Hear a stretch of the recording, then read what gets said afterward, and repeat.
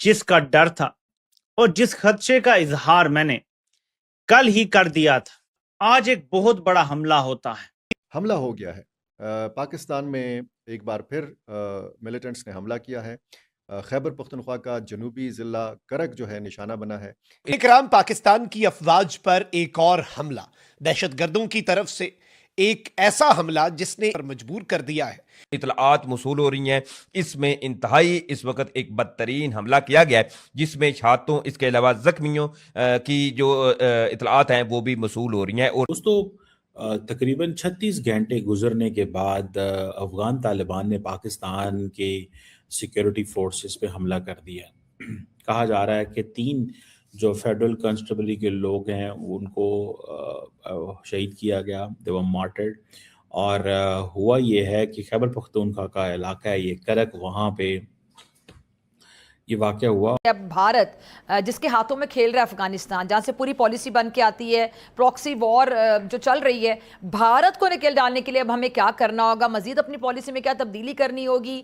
सिफारती सतह पे अगर हम बात करें, सिफारतकारी के मैदान में पाकिस्तान के मीडिया को मजीद खुलकर कितनी बात करनी होगी ताकि दुनिया को अवेयरनेस दी जा सके? ये इतना सोफिस्टिकेटेड हमला है कि आप तसव्वुर नहीं कर सकते कि हमें कैसी तबाही का सामना है।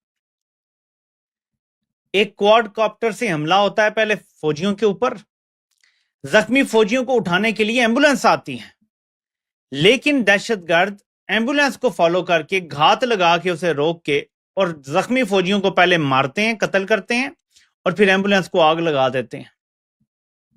लेकिन सिविल एहलकार जिंदा बच जाता है, वो जख्मी है। मैंने आपको कल बताया था कि अफगान तालिबान का सिर्फ एक बयान आया है कि हम सिविलियंस को नहीं मारते, हम जब हमला करेंगे तो सिर्फ जायज जो फौजी होते हैं उन पर हमला करेंगे जिनके साथ जंग होती है। निशाना बनाया गया है क्वाडकॉप्टर से। ड्रोन टेक्नोलॉजी आपको पता है मिलिटेंट्स के पास है, और इस हमले के नतीजे में 3 एफसी एहलकार ये शहीद हुए हैं। यहाँ पे फेडरल कांस्टेबलरी के एक कैंप को या एक किले को निशाना बनाया गया है क्वाडकॉप्टर से। पाकिस्तान की सिक्योरिटी फोर्सेस पर क्वाडकॉप्टर ड्रोन का हमला, यह इंतहाई तशवीशनाक डेवलपमेंट है। और इस डेवलपमेंट के बाद यह वाजे हो गया है कि ना भारत ने बाज आना है, ना अफगानिस्तान की तालिबानी रजीम ने बाज आना है, और ना इनके जो ये आलाकार हैं टीटीपी, बीएलए, खवारिज, दाइश, इन सब ने बाज आना है। इसका बदला लेने के लिए अब ये देखो क्या बोलते हैं, करा भारत रहा है। सुनिएगा मजेदार बात, या तो ये झूठ बोलते हैं या इनकी हमसे फटती है। कर के बोलते हैं करा भारत रहा है, यही बोलते हैं ना। और आतंकियों पे अटैक करना होता है तो अफगानिस्तान पे कर देते हैं। अरे भाई, अगर हम करा रहे हैं तो हमारे ऊपर करो ना, तुमने अगर मां का दूध पिया है तो one of the most significant thing कि अफगान तालिबान जो है they have an access to technology.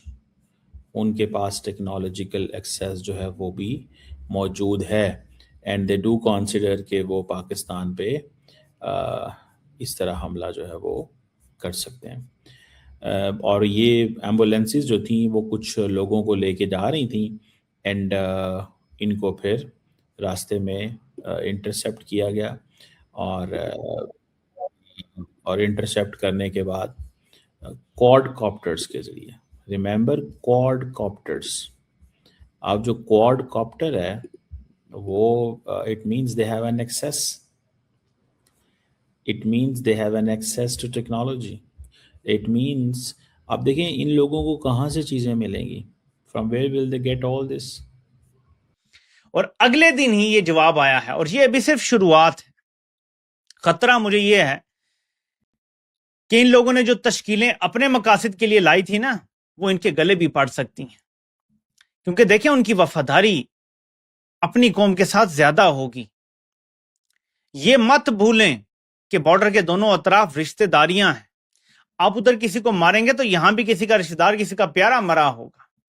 जो रिपोर्ट आ रही है कि एक ही घर के जो 15, कोई कहता है 22 लोग वो मारे हैं, एक बंदा बचा है पूरी खानदान में। आप बताएं, उस बंदे को दहशतगर्द रिक्रूट करने की कोशिश नहीं करेंगे कि तुम्हारा तो आगे पीछे कोई बचा ही नहीं है, तुम बदला लो, हम तुम्हें फराम करते हैं सब कुछ। और फिर दहशतगर्दों के पास क्वाडकॉप्टर्स आ गए हैं जिनसे वो हमला कर सकते हैं, दस्ती बम गिरा सकते हैं, थोड़ा बड़ा हथियार गिरा के नुकसान ज्यादा कर सकते हैं। तो यह सूरत हाल इंतहाई तशवीशनाक हद तक इनके हाथ से निकल चुकी है। अगर आप गौर करें तो बलोचिस्तान हाथ से निकल गया है। खैबर पख्तूनख्वा में आग और खून, वो कल गलत जुबान से निकल गया, खाक और खून थी उनकी किताब, तो ये खाक और खून ही है समझें। हर तरफ तबाही है, बर्बादी है।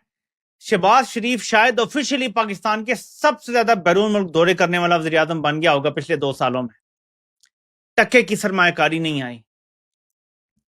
पाकिस्तान में गुर्बत में इजाफा हो रहा है, महंगाई में मुसलसल इजाफा हो रहा है, बेरोजगारी में मुसलसल इजाफा हो रहा है। खते गुर्बत से ज्यादा लोग नीचे चले गए हैं। एक तरफ जब यह सूरत हाल हो और एक तरफ दहशतगर्दी मुसलसल बढ़ती चली जाए। ये फॉर एग्जांपल ये एम्बुलेंस थी, ये एम्बुलेंस जा रही है कहाँ पे? इट्स रीचिंग आउट टू जो है क्या उसे बोलते हैं, हॉस्पिटल जा रहे हैं, लेकिन रास्ते में वो क्या करते हैं कि क्वाड कॉप्टर्स है ना, वो क्वाड कॉप्टर्स के लिए, सो इट मीन्स कि वो देख रहे थे। सो टीटीपी ने ये हमला किया है और पहले हमला किया, फिर जो एम्बुलेंसेस लेके जा रही थी उनको किया। पाकिस्तान को क्या करना चाहिए? पाकिस्तान को क्या करना चाहिए? देखिए, पाकिस्तान के पास कोई चॉइस नहीं है।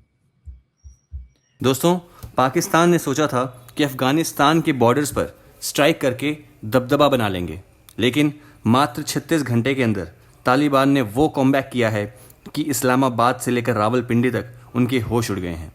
पाकिस्तान मीडिया में इस वक्त सदमे का माहौल है, क्योंकि अफगानिस्तान ने ड्रोन्स का ऐसा इस्तेमाल किया है जो पहले कभी नहीं देखा गया।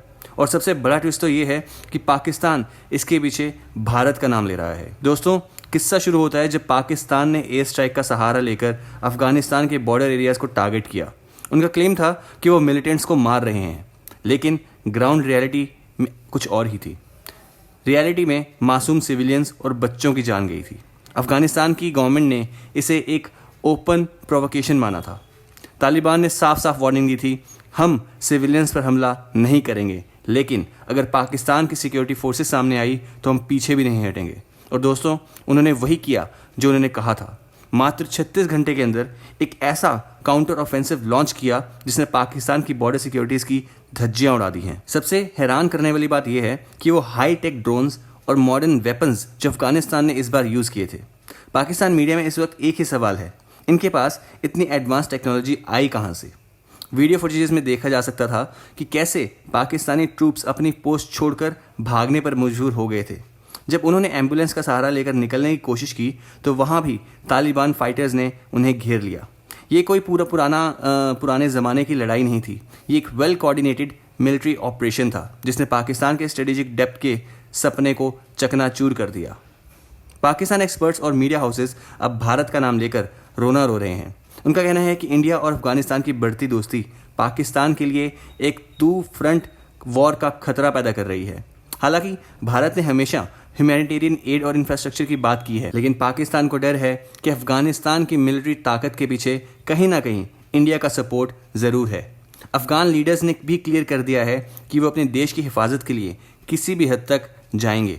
पाकिस्तान जो कभी अफगानिस्तान को अपना बैकयार्ड समझता था, आज वहीं से उन्हें कड़ी टक्कर मिल रही है। दोस्तों, आपको क्या लगता है, क्या अफगानिस्तान पाकिस्तान से पंगा लेकर अपने लिए मुसीबत खड़ी कर रहा है, या उल्टा पाकिस्तान ने अफगानिस्तान से पंगा लेकर अपने लिए मुसीबत खड़ी करी है? क्या भारत और अफगानिस्तान की ये दोस्ती साउथ एशिया का मैप बदल देगी? अपनी राय कमेंट सेक्शन में ज़रूर बताइएगा। अगर आपको वीडियो अच्छा लगा हो तो वीडियो को लाइक और चैनल को सब्सक्राइब करना ना भूलें। मिलता है अगली वीडियो में। जय हिंद।